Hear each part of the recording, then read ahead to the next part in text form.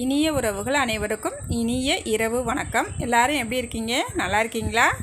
எங்கள் வீட்டில் ஈஸ்டருக்கு நாங்கள் எப்படி செலிப்ரேஷன் பண்ணோம், என்ன சமையல் பண்ணணும் அப்படிங்கிறது தான் இந்த வீடியோவில் நான் சொல்லியிருக்கேங்க. சர்ச்சுக்கு போயிட்டு வந்துட்டு வரவேவும் ஒரு 8 மணி ஆயிடுச்சு. அதுக்கப்புறம் வந்து தோசை ஊற்றி சாப்பிட்டுட்டு மதியானம் லஞ்சுக்கு பிரியாணி பண்ணுறதுக்கு எங்கள் வீட்டுக்காரர் ஒரு 2 கிலோ கறி எடுத்துகிட்டு வந்து நாங்கள் ரெடி பண்ணிக்கிட்டு இருக்கோம். என்னடா இவங்க 2 கிலோ கறி எடுத்துருக்கேன்னு நினைக்காதீங்க. எங்கள் வீட்டுக்கு கொஞ்சம் கெஸ்ட்டெல்லாம் வராங்க. அதனால் பிரியாணி பண்ணி சிக்கன் 65 பண்ணி கொஞ்சம் குழம்பு வேற பண்ணியிருக்கிறோம். அதனால் 2 கிலோ கறி எடுத்துருக்குறோம். இப்போ பிரியாணி அதுக்கப்புறம் நான் பண்ண ஆரம்பிச்சிட்டேங்க.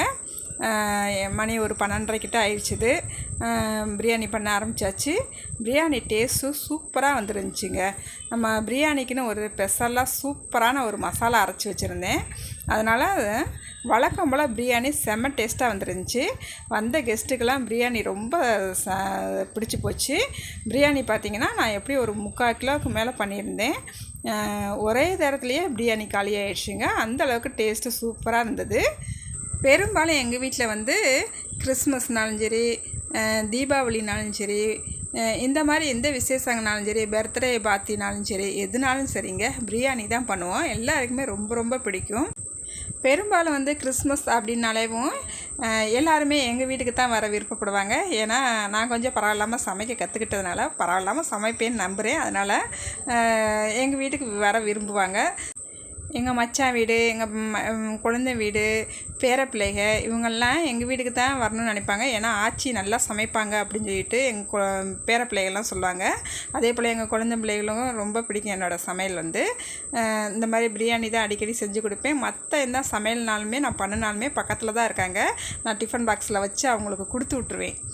முக்கியமாக அவங்க வீடியோ பார்த்த உடனே என்ன சமையல் போட்டிருக்கோம் அப்படின்னு சொல்லிட்டு அவங்க கேட்டுருவாப்பில். எங்கள் குழந்தை முன்னாடிலாம் இந்த மாதிரி பண்ணியிருக்கா அப்படின்னு சொன்னால் எங்களெல்லாம் விட்டுட்டு நீங்களாம் நல்லா செஞ்சு சாப்பிடுங்க அப்படின்வாங்களா. அதனாலேயே சரி செஞ்சதில் வந்து நாங்கள் எங்கள் வீட்டுக்காரர் என்னோடய பொண்ணு நாங்கள் 3 பேர் தான். ஸ்வீட் ரெசிபிலாம் பண்ணினோம்னா அவ்வளோவா சாப்பிட்டுக்கிற மாட்டோம். அப்படியே உடனே சூடாகவேவும் சரி சூடு ஆரங்குலையுமேவும் பக்கத்தில் தான் இருக்காங்க. ஒரு 10 நிமிஷத்தில் போயிடலாம் அவங்க வீட்டுக்கு. அப்படியே டிஃபன் பாக்ஸில் வச்சு கொடுத்து விட்ருவேன். அவங்க சாப்பிட்டுட்டு அதுக்கப்புறம் ரிசல்ட்டு சொல்லுவாங்க, சூப்பராக இருந்துச்சுக்கா அப்படின்வாங்க. என்னோடய பசங்களுமே பெரியமா சூப்பராக இருந்தது அப்படின்னு சொல்லுவாங்க. அவங்களுக்குமே ரொம்ப பிடிக்கும்.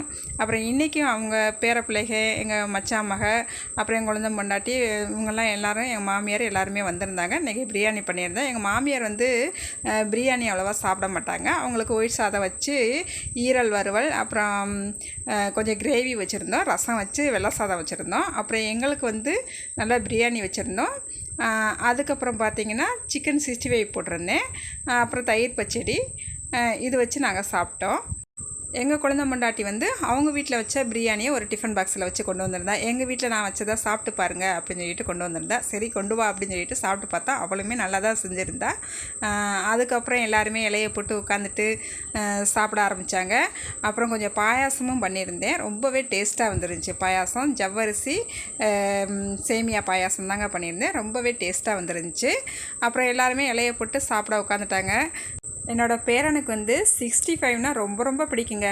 அதாவது கறி பொரிச்சிக்கிட்டு இருக்கும் போதே வந்து எடுத்து சாப்பிடுவான். அவனுக்கு அவ்வளோ ரொம்ப பிடிக்கும். ஆச்சி நீங்கள் சமையல் பண்ணி வச்சுட்டு இப்படி சாப்பாடை போட்டு வச்சுட்டு வீடியோ எடுக்கிறதுக்கு எனக்கு என்னால் இருக்க முடியல ஆச்சி அப்படின்ட்டுக்கிட்டு இருந்தேன்.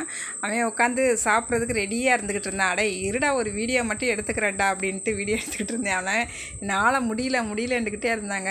கடன்னு அதுக்கப்புறம் வீடியோ எடுத்து முடிச்சுட்டு சரி சாப்பிடுங்கடா அப்படின்னு அதுக்கப்புறம் நல்லா சாப்பிட்டானுங்க. சாப்பிட்டுட்டு பிரியாணி நான் சொன்னது போல் தாங்க டக்குன்னு காலி ஆயிடுச்சு. ரொம்ப சந்தோஷமாக இருந்துச்சு. பரவாயில்ல எல்லாமே நல்லா இருக்கிறதுனால தானே வேகமாக காலி பண்ணிட்டானுங்க அப்படின்ட்டு சந்தோஷமாக இருந்துச்சு. இந்த மாதிரி தான் நாங்கள் வந்து இன்றைக்கி ஈஸ்டரை கொண்டாடினோங்க. நீங்கள் ஈஸ்டர் எப்படி கொண்டாடுனீங்கன்னு மறக்காமல் கமெண்ட்டில் சொல்லுங்கள். 2வது இன்றைக்கி சண்டே, நீங்கள் எல்லாருமே சிக்கன் மட்டன் இந்த மாதிரி ஏதாவது எடுத்துருப்பீங்க. அப்படி நீங்களும் சாப்பிட்ருந்தீங்கன்னா மறக்காமல் கமெண்ட்டில் சொல்லுங்கள். நீங்கள் என்ன உங்கள் வீட்டில் சமையல் பண்ணினீங்க, என்ன சாப்பாடு வச்சிங்கன்னு மறக்காமல் கமெண்ட்டில் சொல்லுங்கள். இருங்க ஸ்கிப் பண்ணிடாதீங்க. இந்த வீடியோ உங்களுக்கு பிடிச்சிருக்குன்னு நம்புகிறேன். வீடியோ பார்க்குற நீங்கள் லைக் அண்ட் ஷேர் பண்ணுங்கள். புதுசாக இன்றைக்கி தான் என்னோடய வீடியோவை நீங்கள் பார்க்குறவங்களா இருந்தால் மறக்காமல் என்னோடய சேனலை சப்ஸ்கிரைப் பண்ணிவிடுங்க. அடுத்த ஒரு வீடியோவில் பார்க்கலாங்க. பாய்.